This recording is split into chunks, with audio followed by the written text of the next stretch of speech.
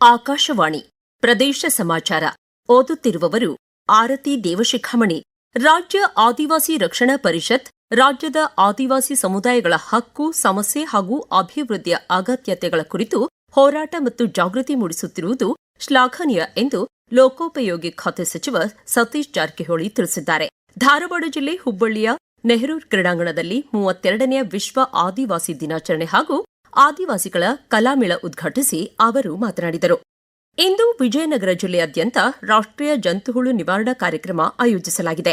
1 ರಿಂದ 19 ವರ್ಷದ ಒಳಗಿನ ಎಲ್ಲ ಮಕ್ಕಳಿಗೆ ಅಲ್ಬೆಂಡಜೋಲ್ ಮಾತ್ರೆಗಳನ್ನು ನೀಡಿ ಜಂತುಹುಳು ನಿವಾರಣೆಗೆ ಕ್ರಮ ಕೈಗೊಳ್ಳಲಾಗುತ್ತಿದ್ದು, ಈ ಕುರಿತು ಜಿಲ್ಲಾ ಸಂತಾನೋತ್ಪತ್ತಿ ಹಾಗೂ ಮಕ್ಕಳ ಆರೋಗ್ಯ ಅಧಿಕಾರಿ ಡಾ ಜಂಬಯ್ಯ ಪ್ರದೇಶ ಸಮಾಚಾರಕ್ಕಾಗಿ ಮಾಹಿತಿ ನೀಡಿದ್ದಾರೆ. ಜಂತುಹುಳು ಮನುಷ್ಯನ ದೇಹದಲ್ಲಿ ಏನಾದರೂ ಪ್ರವೇಶ ಮಾಡಿದಾಗ ಮಕ್ಕಳಲ್ಲಿ ಅಪೌಷ್ಟಿಕತೆ ಉಂಟಾಗುತ್ತೆ ಮತ್ತೆ ರಕ್ತಹೀನತೆ ಆಗುತ್ತೆ. ಇದರಿಂದ ದೈಹಿಕ ಮತ್ತು ಮಾನಸಿಕ ಬೆಳವಣಿಗೆನು ಕುಂಠಿತವಾಗುತ್ತೆ. ಸಾಮಾನ್ಯವಾಗಿ ಜಂತುಹುಳಿನಿಂದ ನಾವು ನಿವಾರಣೆ ಆಗ್ಬೇಕಂದ್ರೆ ನಮ್ಮ ಮನೆ ಸುತ್ತಮುತ್ತಲಿನ ಪರಿಸರವನ್ನು ಸ್ವಚ್ಛವಾಗಿ ಇಟ್ಕೊಳ್ಬೇಕು. ಬಯಲಿನಲ್ಲಿ ಬಹಿರ್ದೆಸೆ ಮಾಡಬಾರದು. ಶೌಚಾಲಯನ ಬಳಸಬೇಕು. ಕೈಯನ್ನು ಶುಭ್ರವಾಗಿ ತೊಳೆದು ಊಟ ಮಾಡಬೇಕಾಗುತ್ತೆ. ಜೊತೆಗೆ ಎಲ್ಲ ತರಕಾರಿ ಹಣ್ಣುಗಳನ್ನು ಶುಭ್ರವಾಗಿ ನೀರಿನಿಂದ ತೊಳೆಯಬೇಕು. ಜೊತೆಗೆ ಕೈ ಬೆರಳಿನ ಉಗುರುಗಳನ್ನು ಚಿಕ್ಕದಾಗಿ ಚೊಕ್ಕದಾಗಿ ಇಟ್ಕೋಬೇಕಾಗುತ್ತೆ, ಸ್ವಚ್ಛವಾಗಿ ಇಟ್ಕೋಬೇಕಾಗುತ್ತೆ. ಬರಿಗಾಲಿನಲ್ಲಿ ನಡೆದಾಡಬಾರದು. ಇವನ್ನೆಲ್ಲ ಮುಂಜಾಗ್ರತಾ ಕ್ರಮಗಳ ಜೊತೆಗೆ ರಾಜ್ಯಾದ್ಯಂತ 1 ರಿಂದ 19 ವರ್ಷದ ಎಲ್ಲಾ ಮಕ್ಕಳಿಗೂ ಜಂತುಹುಳಿನ ನಿವಾರಣಾ ಅಲ್ಬೆಂಡಜೋಲ್ ಮಾತ್ರೆಯನ್ನು ಎಲ್ಲಾ ಶಾಲಾ, ಅಂಗನವಾಡಿ ಮತ್ತು ಕಾಲೇಜುಗಳಲ್ಲಿ ಉಚಿತವಾಗಿ ನೀಡಲಾಗುತ್ತದೆ. ಸಾರ್ವಜನಿಕರು ಇದರ ಸದುಪಯೋಗ ಪಡ್ಕೋಬೇಕಂತ ಕೇಳ್ಕೊಳ್ತೀವಿ.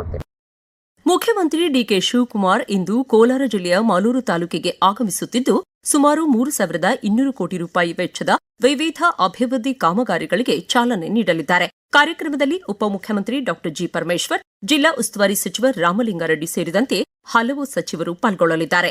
ಮಾಲೂರು ಪಟ್ಟಣದಲ್ಲಿ ರಸ್ತೆ ಅಭಿವೃದ್ಧಿ ಕಾರ್ಯ ಹಿನ್ನೆಲೆಯಲ್ಲಿ ಮಾಲೂರು ನಗರ ಸಂಚಾರ ಮಾರ್ಗ ವ್ಯವಸ್ಥೆಯಲ್ಲಿ ಬದಲಾವಣೆ ಮಾಡಿ ವಾಹನಗಳ ಸಂಚಾರಕ್ಕೆ ವ್ಯವಸ್ಥೆ ಕಲ್ಪಿಸಲಾಗಿದೆ. ಬಳ್ಳಾರಿ ಜಿಲ್ಲೆಯಲ್ಲಿ ಮಳೆಯ ಪ್ರಮಾಣ ಕಡಿಮೆಯಾಗಿದ್ದು, ಕೃಷಿ ಚಟುವಟಿಕೆಗಳು ಕುಂಠಿತಗೊಂಡಿರುವ ಹಿನ್ನೆಲೆ ಜನರು ಉದ್ಯೋಗ ಅರಸಿ ನಗರಗಳಿಗೆ ವಲಸೆ ಹೋಗುವ ಸಾಧ್ಯತೆ ಇದೆ.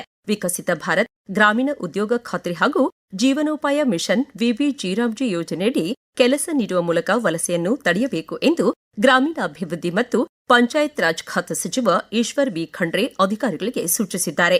ಬಳ್ಳಾರಿಯಲ್ಲಿ ತಮ್ಮ ಇಲಾಖೆಯ ಯೋಜನೆಗಳ ಪ್ರಗತಿ ಪರಿಶೀಲನೆ ನಡೆಸಿ ನಂತರ ಮಾತನಾಡಿದ ಅವರು, ಜಿಲ್ಲೆಯಲ್ಲಿ ಜೂನ್ ತಿಂಗಳಲ್ಲಿ 46% ಮಾತ್ರ ಸಾಧನೆಯಾಗಿದೆ ಎಂದರು. ನಿರೀಕ್ಷಿತ ಮಟ್ಟ ತಲುಪದಿರುವ ಬಗ್ಗೆ ಸಚಿವರು ಅಸಮಾಧಾನ ವ್ಯಕ್ತಪಡಿಸಿದರು.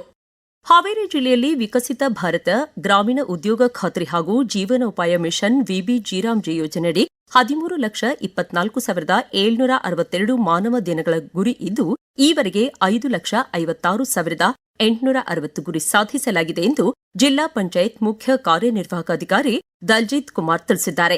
ಈ ಯೋಜನೆಯಡಿ ಜಿಲ್ಲೆಗೆ ಬಿಡುಗಡೆಯಾದ 8,659.57 ಲಕ್ಷ ರೂಪಾಯಿಗಳಲ್ಲಿ 4,522.27 ಲಕ್ಷ ರೂಪಾಯಿ ಬಳಕೆ ಮಾಡಲಾಗಿದೆ. ವಿಬಿಜಿರಾಮ್ಜಿ ಯೋಜನೆಯಡಿ ಕೂಲಿ ಮೊತ್ತವನ್ನು ಹೆಚ್ಚಳ ಮಾಡುವುದರ ಜೊತೆಗೆ ಮಾನವ ದಿನಗಳನ್ನು 125 ದಿನಗಳಿಗೆ ಹೆಚ್ಚಿಸಲಾಗಿದ್ದು, ಜನರು ಕೆಲಸ ಅರಸಿ ಬೇರೆಡೆಗೆ ವಲಸೆ ಹೋಗದೆ ಈ ಯೋಜನೆಯ ಲಾಭ ಪಡೆದುಕೊಳ್ಳಬೇಕು ಎಂದರು. ನಮ್ಮ ಭಾರತೀಯ ಪರಂಪರೆಯಲ್ಲಿ ಗುರುವಿಗೆ ಅಗ್ರಸ್ಥಾನ ನೀಡಲಾಗಿದೆ. ಗುರು ಕೇವಲ ವ್ಯಕ್ತಿಯಲ್ಲ, ವ್ಯಕ್ತಿಯಲ್ಲಿ ಸುಪ್ತವಾಗಿ ಅಡಗಿರುವ ಪ್ರತಿಭೆಯನ್ನು ಗುರುತಿಸಿ ಸೂಕ್ತ ಮಾರ್ಗದರ್ಶನ ನೀಡಿ ಅವರ ವ್ಯಕ್ತಿತ್ವವನ್ನು ರೂಪಿಸುವ ಶಕ್ತಿಯಾಗಿದ್ದಾರೆ ಎಂದು ಧಾರವಾಡ ಆಕಾಶವಾಣಿ ಕಾರ್ಯಕ್ರಮ ಅಧಿಕಾರಿ ಹಾಗೂ ಮುಖ್ಯಸ್ಥರಾದ ಕುಮಾರ್ ಅಗಡಿ ಹೇಳಿದ್ದಾರೆ. ಧಾರವಾಡದ ವರಕವಿ ಡಾ ದ.ರಾ. ಬೇಂದ್ರೆ ಭವನದಲ್ಲಿ ನಾವಿಕ ರಂಗಭೂಮಿ ಸಂಸ್ಥೆ ಹಾಗೂ ಕನ್ನಡ ಮತ್ತು ಸಂಸ್ಕೃತಿ ಇಲಾಖೆ ಸಹಯೋಗದಲ್ಲಿ ಆಯೋಜಿಸಲಾದ ಗುರು ನಮನ ಸಂಗೀತೋತ್ಸವ ಉದ್ಘಾಟಿಸಿ ಮಾತನಾಡಿದ ಅವರು, ಸಾಧಕರು ಶ್ರದ್ಧಾಭಕ್ತಿ ಹಾಗೂ ಸತತ ಪ್ರಯತ್ನದಿಂದ ಮಾತ್ರ ತಮ್ಮ ಕ್ಷೇತ್ರದಲ್ಲಿ ಯಶಸ್ಸು ಪಡೆಯಲು ಸಾಧ್ಯ ಎಂದರು. ಮುಖ್ಯ ಅತಿಥಿಯಾಗಿ ಆಗಮಿಸಿ ಮಾತನಾಡಿದ ಹುಬ್ಬಳ್ಳಿ ಶಹರ ಉತ್ತರ ವಲಯದ ಸಹಾಯಕ ಪೊಲೀಸ್ ಆಯುಕ್ತರಾದ ಡಾ ಶಿವಾನಂದ್ ಚಲವಾದಿ, ಕಲಿಕೆಯಲ್ಲಿ ಗುರುವಿನ ಪಾತ್ರ ಅತ್ಯಂತ ಮಹತ್ವದ್ದಾಗಿದೆ. ಶಿಷ್ಯರಲ್ಲಿರುವ ಲೋಪದೋಷಗಳನ್ನು ತಿದ್ದುವ ಮೂಲಕ ಅವರು ಆಯ್ಕೆ ಮಾಡಿಕೊಂಡ ಕ್ಷೇತ್ರದಲ್ಲಿ ಮುನ್ನಡೆಯಲು ಗುರುಗಳು ಕಾರಣೀಕರ್ತರಾಗಿರುತ್ತಾರೆ ಎಂದರು. ಇಲ್ಲಿಗೆ ಪ್ರದೇಶ ಸಮಾಚಾರ ಮುಕ್ತಾಯವಾಯಿತು. ನಮ್ಮ ಮುಂದಿನ ರಾಷ್ಟ್ರೀಯ ವಾರ್ತಾ ಪ್ರಸಾರ 1:10 PM.